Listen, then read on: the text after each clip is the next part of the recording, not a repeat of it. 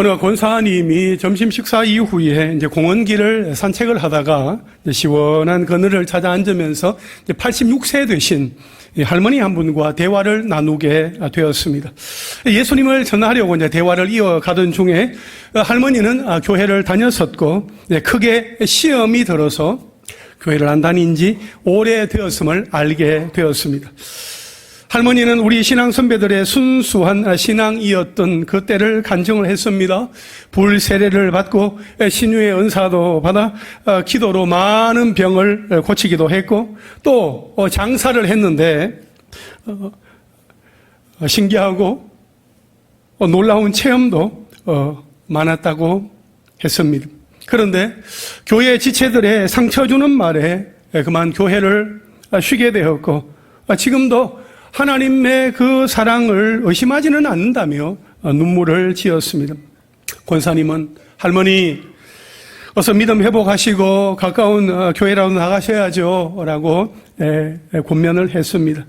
그래서 이 무더운 여름날 이런 만남을 주셨구나 생각하면서 말입니다. 그런데 이 할머니가 교회를 쉰 이후에 어떤 경로로 단양에 있는 절에도 가보고 신기한 기도 체험도 했다는 것입니다. 그러면서 신의 세계는 결국 같다는 겁니다. 권사님은 매우 황당해 했습니다.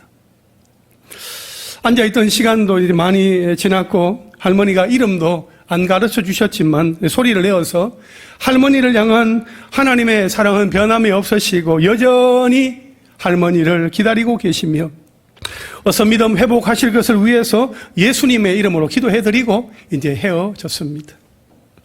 그 후 이 권사님은 할머니를 생각하면서 할머니는 왜 그렇게 되셨을까 생각을 하다가 이런 결론을 내렸답니다.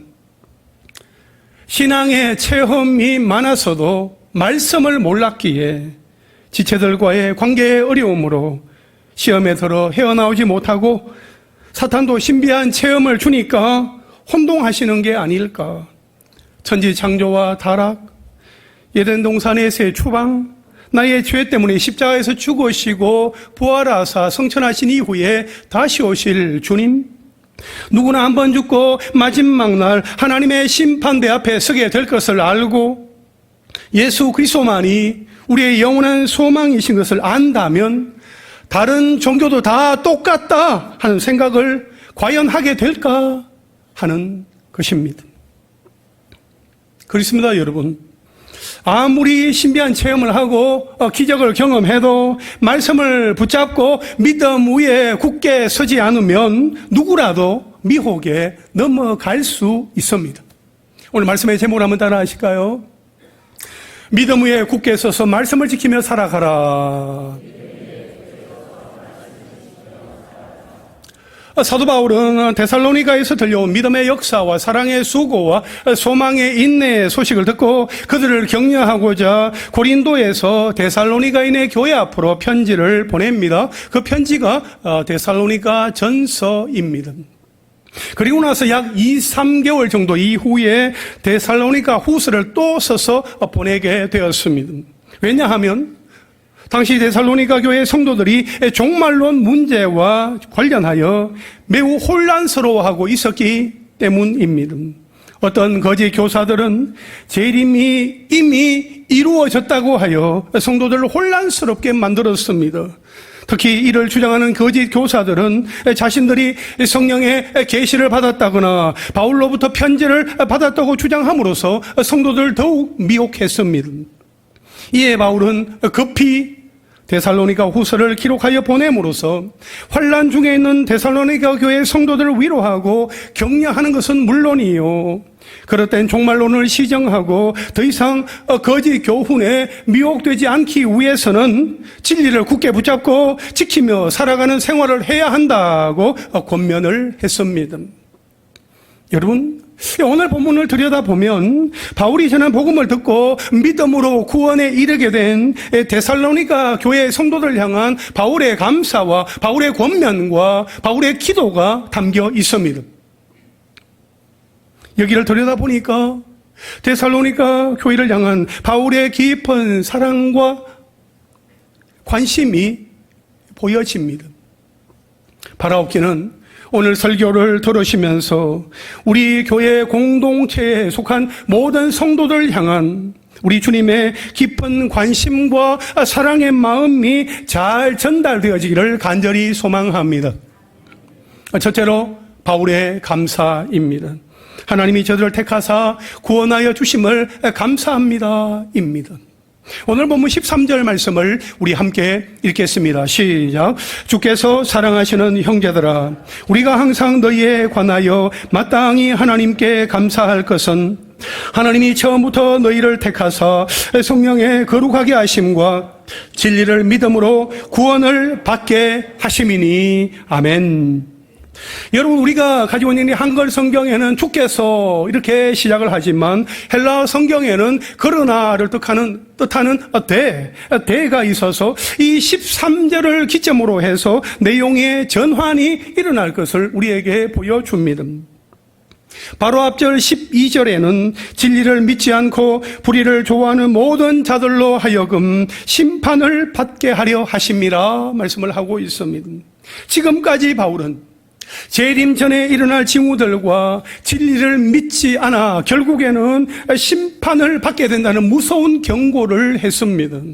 그러나 이제 진리를 믿고 구원을 받게 된 데살로니가 교회 성도들에 대하여 하나님께 감사하고 있습니다. 바울은 그의 편지, 그의 서신들 속에서 형제들아 하는 이 호칭을 사용하는데 데살로니가 전서와 데살로니가 후서를 읽어보게 되면 무려 20번이나 나오고 있습니다.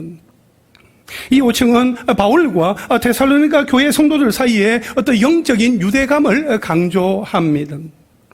데살로니가 교회 성도들에 대하여 책망의 말을 하든 격려의 말을 하든 요청의 말을 하든 바울은 그들에게 자신의 권위를 내세우지 아니하고 주님 안에서 대등한 형제 사랑으로서 말한다 하는 그 사실을 각인시키기 위해 형제들아 라는 표현을 계속해서 사용하는 것입니다.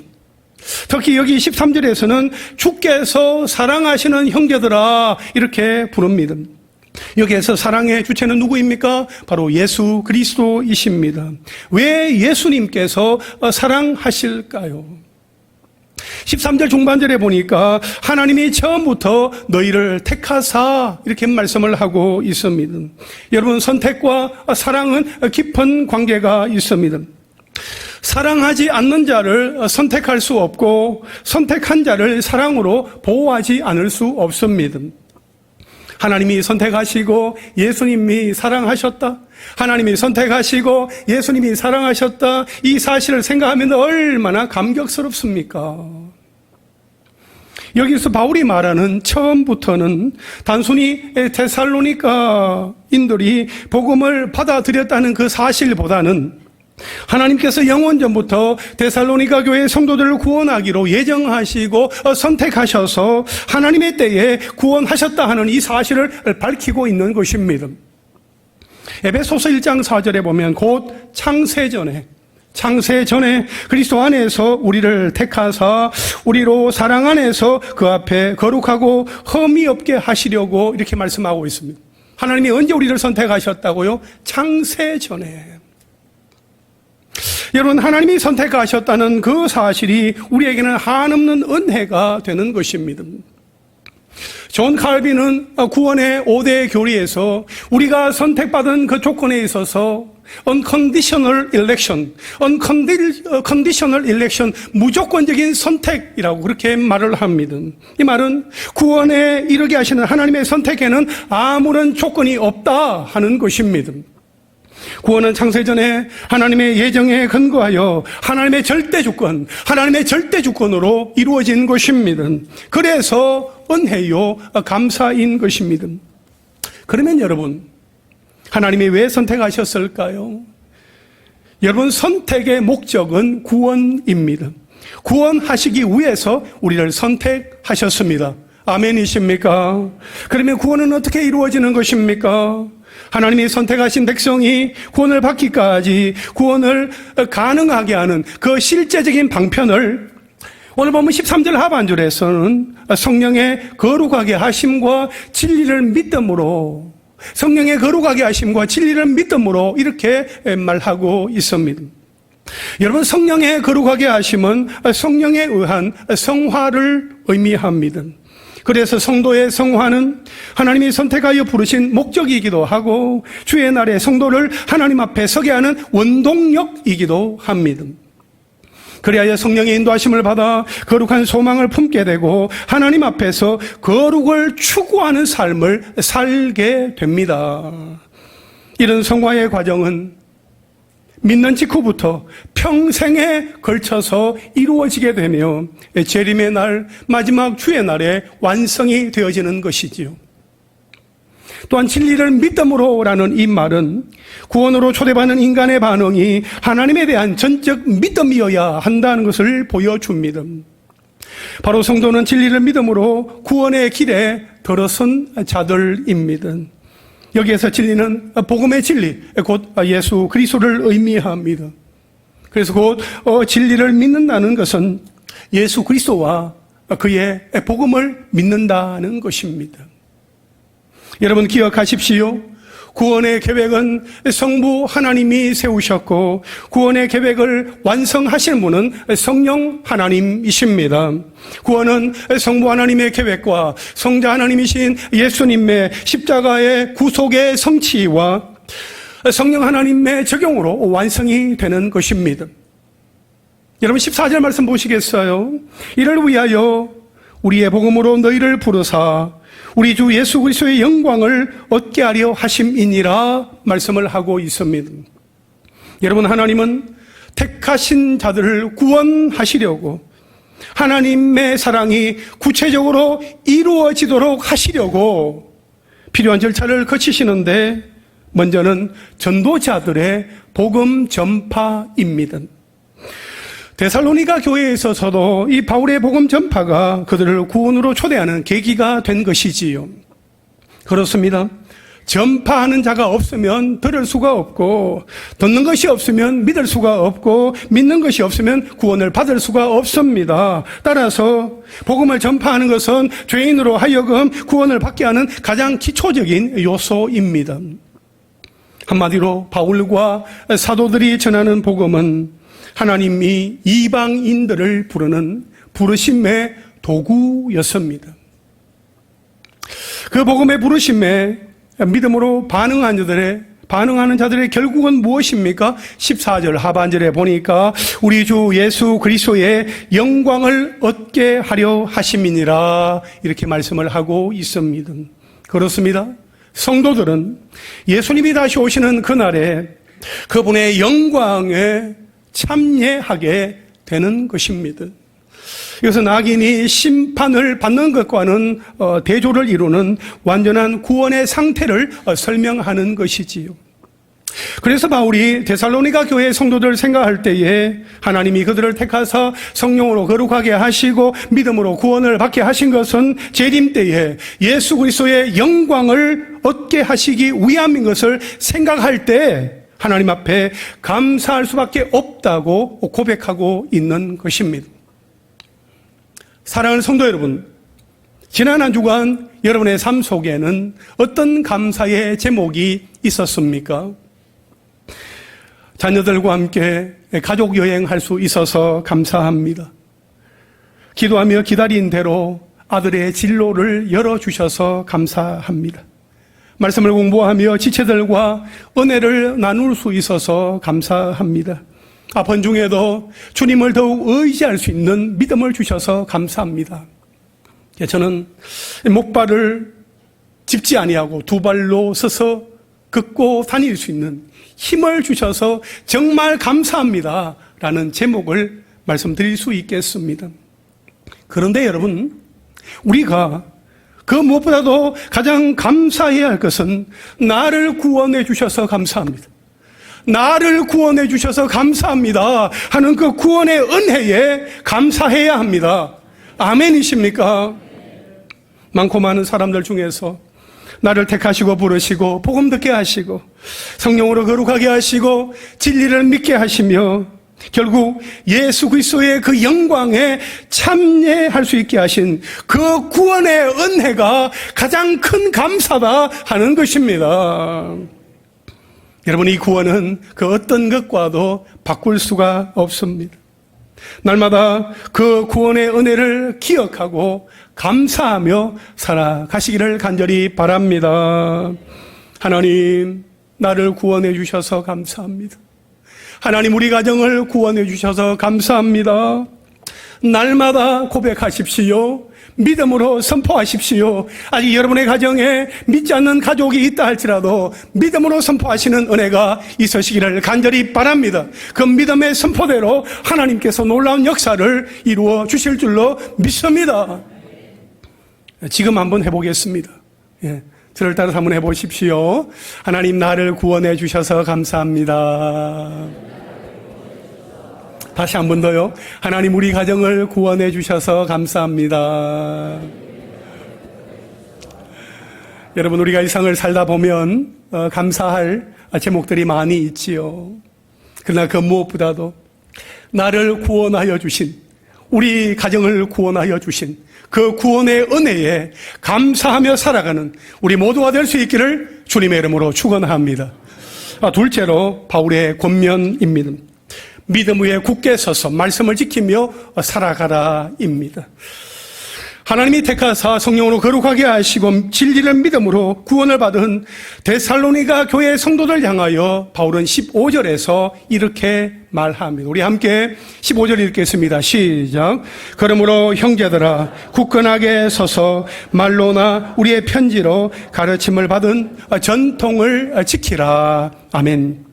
여러분, 바울의 이 말은 데살로니가 교회 성도들 중에 일부가 그릇된 재림신앙으로 규모 없는 삶을 살게 된 이유와 동시에 그런 미혹을 이길 수 있는 그 방법을 말해주고 있습니다. 그래서 바울은 여기 15절에서 굳건하게 서서 지키라 하면서 권면하고 있습니다. 이 굳건하게 서서라는 이 말은 주를 믿는 믿음 안에서 흔들리지 말고 견고하게 서 있어라 하는 의미인데, 사실 이 데살로니가 교회 성도들은 이미 그렇게 하고 있었습니다. 그럼에도 불구하고 다시 이렇게 권면을 하는 것은 그러한 자세와 태도가 일시적인 현상에서 거쳐서는 안 되기 때문이었습니다.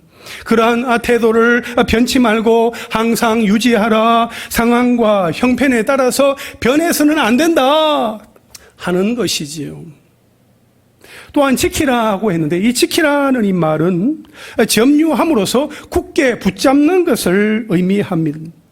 이처럼 굳게 붙잡는 데에는 큰 힘과 노력이 요구됩니다. 거짓 교사들의 미혹을 분별하여 물리칠 수 있는 힘이 필요하며, 혼란스러운 세상 속에서 받은 교훈대로 흔들림 없이 살아가는 지속적인 노력이 필요합니다. 그렇다면 성도가 굳게 붙잡아야 할 것, 지켜야 할 것은 무엇입니까? 그 대상이 15절 중반절에 나옵니다. 말로나 우리의 편지로 가르침을 받은 전통을 말합니다. 여기에서 말에 해당하는 로고스는 바울이 데살로니가에서 처음 복음을 전할 때 가르쳤던 말씀을 가리키고, 편지는 이전에 보낸 데살로니가 전서를 가리킵니다. 그 당시 데살로니가 교회의 거짓 교사들은 교활하게도 자신들의 거짓 교훈이 마치 바울의 말, 바울의 편지인 것처럼 그 출처를 속였습니다. 그들이 이처럼 성도들을 안심시킨 이후에 성도들을 미혹했던 것입니다. 그래서 바울은 데살로니가 후서 2장 2절에서 영어로나 또는 말로나 또는 우리에게서 받았다는 편지로나 주의 날이 이르렀다고 해서 쉽게 마음이 흔들리거나 두려워하거나 하지 말아야 한다, 이렇게 말하고 있습니다. 그리고 바울은 데살로니가 후서 3장 17절에서 나 바울은 친필로 문안하노니, 이는 편지마다 표시로서 이렇게 서노라 하면서 바울이 지금 쓰고 있는 이 편지가 자신이 보낸 편지다 하는 것을 확인하면서 자신이 이전에 전했던 말이나 가르침, 이렇게 편지로 가르쳐주는 이 전통을 분별할 수 있도록 도와주었습니다. 무엇보다도 바울이 성도들에게 전한 전통은 바로 주 예수 그리스도께로부터 직접 받은 것이었습니다. 여러분, 고린도후서 12장 1절 말씀 보시겠어요? 무익하나마 내가 부덕불 자랑하노니 주의 환상과 계시를 말하리라 했습니다. 주님을 만나면서 그가 주님으로부터 받은 환상과 계시가 있었던 거지요. 갈라디아서 1장 11절과 12절 말씀 우리 함께 읽겠습니다. 시작. 형제들아, 내가 너희에게 알게 하노니 내가 전한 복음은 사람의 뜻을 따라 된 것이 아니니라. 이는 내가 사람에게서 받은 것도 아니요 배운 것도 아니요 오직 예수 그리스도의 계시로 말미암은 것이니라. 아멘. 사람에게서 받은 것이 아니라는 겁니다. 바울이 전한 것은 주 예수 그리스도로부터 직접 받은 계시다 하는 것을 말하고 있는 것입니다. 이처럼 바울은 다메섹 도상에서 주님을 만난 이후에 주님으로부터 직접 받은 환상과 계시를 갖고 있었습니다. 그래서 예수님의 권위를 가지고 데살로니가 교회 성도들에게 내가 가르쳐준 전통을 지키라 이렇게 말하고 있는 것입니다. 다시 말해 구원의 종착지가 어떤 곳인지 안다면 그 구원의 길에 굳게 서서 바울을 통해 전해진 하나님의 말씀을 힘써 지키며 살아가야 한다라고 말하고 있는 것입니다. 여러분, 오늘날도 거짓 교사나 영적인 오류에 빠진 사람들은 하나님이 자기 자신에게 직접 말씀하셨다고 말하면서 성도들을 미혹하곤 합니다. 그들은 성경을 성경대로 풀지 아니하고 사사로이 해석을 하며 기도 중에 직접 음성으로 나에게만 특별히 들려주시는 음성이라면서 들려주셨다 그렇게 말하면서 성도들을 거짓 교훈으로 오도합니다.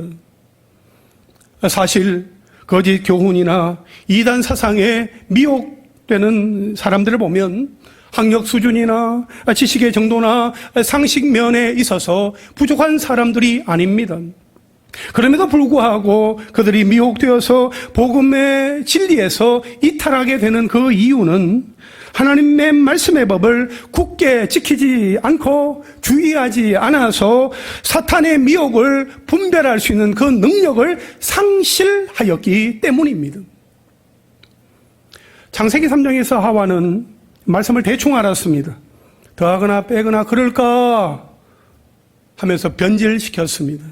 결국 뱀의 유혹에 넘어갔습니다. 그러나 예수님은 40일 광야에서 금식하실 때 사탄의 유혹 앞에 말씀으로 모든 시험을 이기셨습니다.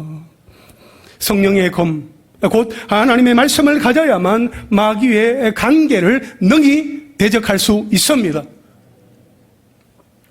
설교를 시작하면서 말씀드렸던 그 할머니도 정확한 복음, 정확한 말씀이 없으니 구원의 길에서 멀어지고 말았던 거지요. 사랑하는 성도 여러분, 우리가 하나님의 말씀을 정확히 알아야 합니다. 하나님의 말씀을 깊이 묵상해야 합니다. 하나님의 말씀을 늘 가까이 해야 합니다. 아멘이십니까? 하나님의 말씀을 늘 가까이 할 수 있는 은혜가 우리에게 있기를 원합니다. 그런데 우리로 하여금 말씀을 보지 못하게 하고 깊이 묵상하지 못하도록 방해하는 것이 있습니다. 그게 무엇일까요? 남녀노소를 불문하고 아마 그 1위는 스마트폰일 것입니다. 스마트폰. 이 스마트폰은 소지하기가 편리하니까, 간편하니까 그 스마트폰에 있는 그 앱 성경을 이용하기도 합니다만 사실 스마트폰 앱 성경을 이용한다고 하면서 그 성경만 보지 않죠. 뉴스도 보고 유튜브도 보고 막간을 이용해서 게임을 하지 않습니까?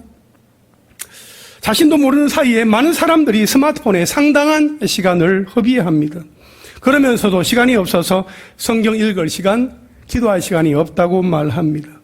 여러분, 무엇보다도 이 스마트폰은 깊은 생각을 하지 못하도록 방해합니다. 보다 자극적이고 즉각적인 것을 원합니다. 생각하기를 싫어하게 합니다. 이것은 사탄의 방법입니다. 말씀을 깊이 생각하는 것을 방해하는 것입니다. 여러분, 요즘 이렇게 건강을 위해서 간헐적 단식을 하는 분들이 많이 있습니다. 여러분, 스마트폰 사용에도 간헐적 단식이 필요합니다. 우리의 영적인 건강을 위해서 미디어 금식이 필요합니다. 이번 한 주간 여러분이 소지하고 있는 스마트폰, 아까도 보니까 스마트폰에서 이렇게 소리가 나던데요. 이 스마트폰은 내려놓으시고 성경책을 펼칠 수 있게 되기를 바랍니다. 아멘이십니까? 성경을 읽으면서 하나님을 깊이 생각해 보시기를 바랍니다. 그리하면 그 시간 그 자리에 하나님께서 큰 은혜를 더하여 주실 것입니다. 여러분, 우리가 받은 복음이 있습니다. 우리가 전해야 할 복음이 있습니다. 내 안에 말씀이 있어야 전할 수 있습니다. 내 안에 말씀이 있어야 시험에 넘어지지 않습니다. 우리의 구주와 주님이 되시는 예수 그리스도를 믿는 믿음 위에 굳게 서서 하나님 주신 그 생명의 말씀, 그 말씀을 붙들고 지키며 살아가는 우리 모두가 될 수 있기를 주님의 이름으로 축원합니다. 마지막 셋째로 바울의 기도입니다. 저들의 마음을 위로하여 주시고 모든 선한 일과 말에 굳건하게 하옵소서 하는 기도. 오늘 보면 16절과 17절 말씀을 함께 읽겠습니다. 시작.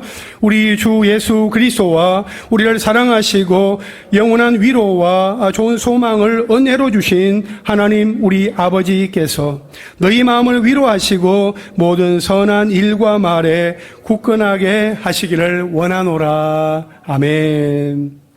여러분, 이 구절은 데살로니가 교회 성도들 향한 바울의 중보 기도입니다. 하나님 아버지, 저들의 마음을 위로하여 주시고 저들이 모든 선한 일과 말에 굳건하게 하여 주십시오. 여러분, 이 기도는 성도만이 가질 수 있는 영원한 위로와 소망은 오직 예수 그리스도와 하나님 아버지로부터 주어진다는 복음의 본질, 복음의 진수를 우리에게 보여주고 있습니다. 여러분, 16절에서 하나님 아버지라는 표현이 나오고 있는데 그 하나님 아버지를 수식하고 있는 표현을 한번 보십시오. 뭐라고 나와 있습니까? 우리를 사랑하시고 영원한 위로와 좋은 소망을 은혜로 주신, 그렇게 표현을 하고 있어요. 이 표현은 하나님 아버지는 죄와 허물로 죽었던 우리 인간들을 사랑하셔서 그의 독생자 예수 그리스도를 세상에 보내심으로 죄의 문제를 해결받는 위로를 주시고 영원한 삶에 대한 소망을 갖게 하신 분이다 하는 사실을 보여줍니다. 그래서 성도들은 하나님의 은혜로 소망을 가질 수 있게 되었고 예수 그리스도의 십자가 사랑으로 구원을 받게 된 것입니다. 17절 말씀에 너희 마음을 위로하시고 모든 선한 일과 말에 굳건하게 하시기를 원하노라, 이렇게 말씀을 하고 있습니다.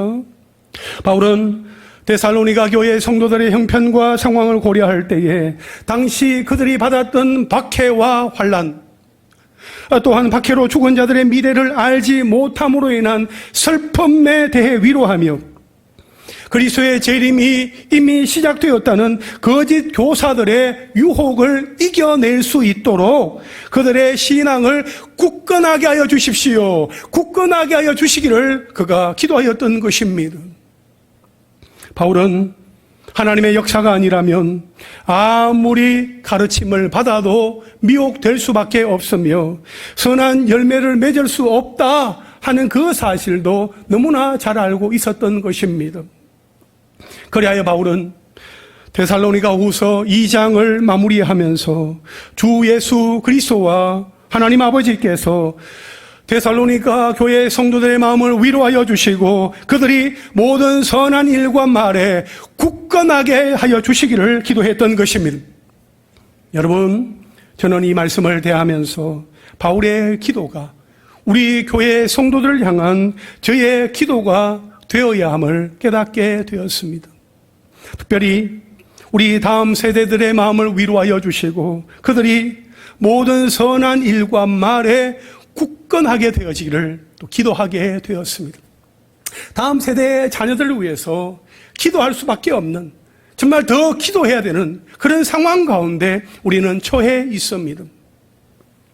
여러분도 뉴스를 통해서 들으셨겠지만 지난 18일 서울 강남의 한 초등학교에서 1학년 담임 교사가 교실에서 숨진 채 발견되었습니다. 학부모의 악성 민원 때문에 그렇게 스스로 죽음을 선택했다라는 그 의심 속에 수사가 시작이 되었습니다. 과거에 학생들이 교사들로부터 부당한 대우를 받는다는 그 이유로 학생 인권 조례를 만들었으나 학생 인권이 이렇게 높아진 반면에 상대적으로 과도하게 교사의 인권이 침해를 당하고 교권이 무너지는 그런 상황에 이르게 되었습니다. 최근에 한 초등학생이 담임 교사에게 성희롱 문자를 보냈습니다. 다른 초등학생은 교실에서 교사를 폭행한 나머지 전치 3주의 상해를 입혔습니다. 교사가 수업 시간에 엎드려 자고 있는 아이를 깨우면 네가 뭔데? 하면서 달려들고 싸우는 아이를 말리느라 이 손목이라도 잡으면 아동학대라고 신고하는 일이 일상이 됐습니다. 한 교사는 회장 선거에 출마한 학생이 상대 후보를 이렇게 비방하는 모습을 보고 훈계했다가 학부모에게 아동학대로 고소를 당했습니다. 훈계로 인해서 아이가 심리적으로 힘들어한다는 게 이유였습니다. 아동학대 고소를 남발하고 이를 무기 삼아 협박성 갑질을 일삼는 학부모의 그 악성 민원은 교단을 무너뜨리고 교육 현장의 질서를 파괴하는 주범이 되었습니다. 교사들의 상당수가 학생과 학부모로부터 교권 침해를 당하고 있고 정당한 교육활동과 생활지도가 아동학대로 신고를 당했다고 하니 이런 실태가 교권의 침해를 넘어 공교육의 붕괴로 이어질 수도 있다는 우려가 쏟아지고 있습니다. 교사가 교육 현장, 특별히 학교 교육 현장에서 할 수 있는 게 점점 제한되어 간다 하는 이러한 이야기를 접하면서 어쩌다가 학교 교육이 이 지경이 되었나 하는 안타까운 마음이 듭니다. 이런 시기에 우리 교회, 우리 믿는 자들은 어떻게 해야 하는가 하는 것을 생각해 보게 됩니다. 우리 교회 주일학교 유초동부 어린이들의 학교 생활은 어떤지 모르겠습니다. 학부모인 우리 성도님들은 학교의 선생님들을 어떤 마음으로 대하고 있는지 모르겠습니다. 여러분, 시대적으로 참으로 어려운 때에 우리 다음 세대 자녀들이 여름 성경학교와 수련회를 합니다. 우리 초동부가 오는 금요일부터 주일까지 성경학교를 합니다. 그리고 중고등부가 이어서 다음 주 월요일부터 수요일까지 수련회를 합니다. 여러분, 우리가 할 수 있는 것은 무엇일까요? 우리가 할 수 있는 것은 기도입니다. 뜨겁게 기도하고 축복하는 것입니다. 아멘이십니까? 아멘이십니까? 17절 말씀에 보면 너희 마음을 위로하시고 모든 선한 일과 말에 굳건하게 하시기를 원하노라 했습니다. 바울이 데살로니가 교회 성도들 생각하며 기도하였던 것처럼 우리도 하나님께서 우리 아이들의 마음을 위로하여 주시고 우리 아이들이 모든 선한 일과 말에 굳건하게 될 수 있도록 우리가 기도했으면 좋겠습니다. 더불어 우리 선생님들의 마음을 위로하여 주시고 우리 선생님들이 모든 선한 일과 말에 굳건하게 되기를 기도하는 은혜가 우리에게 있기를 간절히 바랍니다. 여러분, 기도해 주시기를 바랍니다. 아멘이십니까? 그냥 대답만 하시면 안 됩니다. 기도하십시오. 예, 목사님 하고 기도하지 않으면 안 되는 것입니다. 정말 여러분 마음을 다해서 우리가 기도해야 하는데요. 성도 여러분, 오늘 이 시간에 성령께서 여러분의 마음을 위로하여 주시고 여러분이 삶의 모든 순간 모든 선한 일과 말에 굳건하게 되시기를 주님의 이름으로 축원합니다. 할렐루야. 이제 말씀을 정리하겠습니다. 여러분, 우리 주님이 다시 오십니다. 다시 오실 주님을 기다리는 우리는 어떻게 살아가야 하겠습니까? 복음을 받고 우상을 버리며 하나님을 섬기고 다시 오실 주님을 기다리며 천국 소망을 가지고 살아가는 삶이어야 합니다.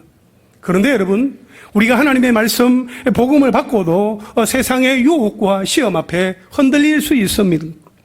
그럴 때 우리는 하나님이 택하사 성령으로 거룩하게 하시고 진리를 믿음으로 말미암아 구원받았다 하는 그 사실에 대하여 감사하는 삶을 살아야 합니다.